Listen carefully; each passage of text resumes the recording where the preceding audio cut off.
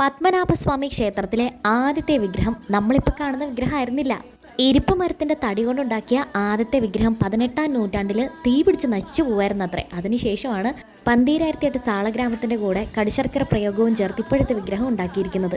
വിശ്വസിക്കാൻ കുറച്ച് ബുദ്ധിമുട്ടുണ്ടാവും, എന്നാൽ സത്യം ഇതാണ് കേട്ടോ. അമ്പലത്തിൻ്റെ മെയിൻ നട ഒഴിച്ച് ബാക്കിയെല്ലാം എനിക്ക് കൺഫ്യൂഷൻ ആവുന്നുണ്ടായിരുന്നു, ഒരു പാരലൽ യൂണിവേഴ്സിൽ ചെന്ന പോലെ. പക്ഷേ വഴികളെല്ലാം അതുകൊണ്ട് കൃത്യമായിട്ട് പഠിച്ചു കേട്ടോ. പത്മനാഭസ്വാമി ക്ഷേത്രത്തിലെ ആറാട്ടുമായിട്ട് ബന്ധപ്പെട്ട് എയർപോർട്ട് ക്ലോസ് ചെയ്യുന്ന ഒരു കാര്യത്തിനെ കുറിച്ച് നമ്മൾ കേട്ടിട്ടുണ്ട്. അപ്പോൾ എന്താണ് അതിൻ്റെ പ്രത്യേകത? പത്മനാഭസ്വാമി ക്ഷേത്രത്തിൽ പറയുമ്പോൾ ഒരു വർഷത്തിൽ 2 പ്രാവശ്യമാണ് ഉത്സവം. ഒന്ന് പൈങ്കുനിയും മരക്കച്ചി. ഇത് ഈ ഉത്സവ സമയത്ത് ആറാട്ട് ദിവസം ഭഗവാനെ എഴുന്നള്ളിച്ച് വലിയ തമ്പുരാൻ്റെ നേതൃത്വത്തിൽ ആറാട്ട് ശംഖുവും കടപ്പുറത്ത് പോയി നീരാടി പൂജ കഴിഞ്ഞ് തിരിച്ചു കൊണ്ടുവരികയാണ്. അത് പോകുന്ന വഴി എയർപോർട്ടിലെ റൺവേ ക്രോസ് ചെയ്താണ് പോകുന്നത്. അപ്പോൾ അവിടെ ഒരു പക്ഷേ ലോകത്ത് ഒരേ ഒരിടത്തെ ഉണ്ടാകുമെന്ന് നമുക്ക് കരുതാം.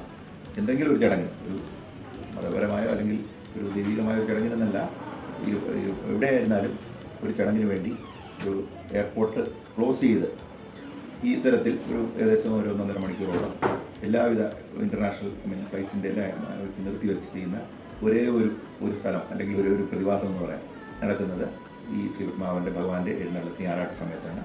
അത് എല്ലാ വർഷവും ഈ പറഞ്ഞ 2 പ്രാവശ്യവും 6 മാസത്തിലൊരിക്കൽ നടക്കുന്ന ഈ ഉത്സവത്തിൽ ഈ പ്രകാരം നമ്മുടെ എയർപോർട്ടിൽ അടച്ചിട്ട് ഭഗവാന്റെ മറ്റ് ആറാട്ടിൻ്റെ എല്ലാ ആനയും എല്ലാമായിട്ട് ഈ റൺവേ ക്രോസ് ചെയ്താണ് നമ്മുടെ ശംഖുമുഖത്തേക്ക് ആറാട്ട് മണ്ഡപത്തിലേക്ക് എത്തുന്നത്. ഈ എയർപോർട്ടിനകത്ത് പൂജ എന്ന് പറഞ്ഞപ്പോൾ ഒരു കാര്യം പറയാം. അകത്ത് ഒരു മണ്ഡപമുണ്ട്, അതിന് കരിക്കിൻ മണ്ഡപം എന്നാണ് പറയുന്നത്. എയർപോർട്ടിൻ്റെ പ്രിമിസസിനകത്ത് തന്നെയാണ്.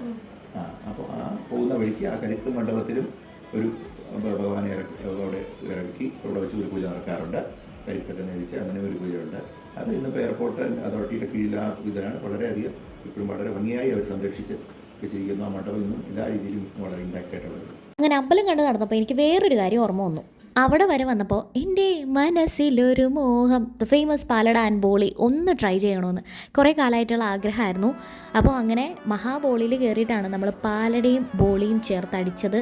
എനിക്കങ്ങനെ മധുരം ഒരുപാട് ഇഷ്ടമല്ലാത്ത ആളായിരുന്നു. പക്ഷേ ഇത് സംഗതി കലക്കി, തിമിർത്തു, പൊളിച്ചു. മധുരവിരോധിയായിരുന്ന ഒരുവളെ മധുരസ്നേഹിയാക്കിയത് അവളായിരുന്നു. ബോളിയും പായസവും സംഭവം പക്ഷെ കിട്ടില്ലൻ സാധനം കേട്ടോ. ഒരിക്കലെങ്കിലും നിങ്ങൾ ട്രൈ ചെയ്യണം. മധുരം കഴിച്ചാൽ ഒന്ന് ഉറങ്ങണം, അത് നിർബന്ധമാണ്. അതിനുവേണ്ടി പയ്യെ ഓട്ടോ എടുത്ത് വീട്ടിൽ പോവാണ്. നമുക്ക് അടുത്ത വീഡിയോയിൽ കാണാം. Till then bye.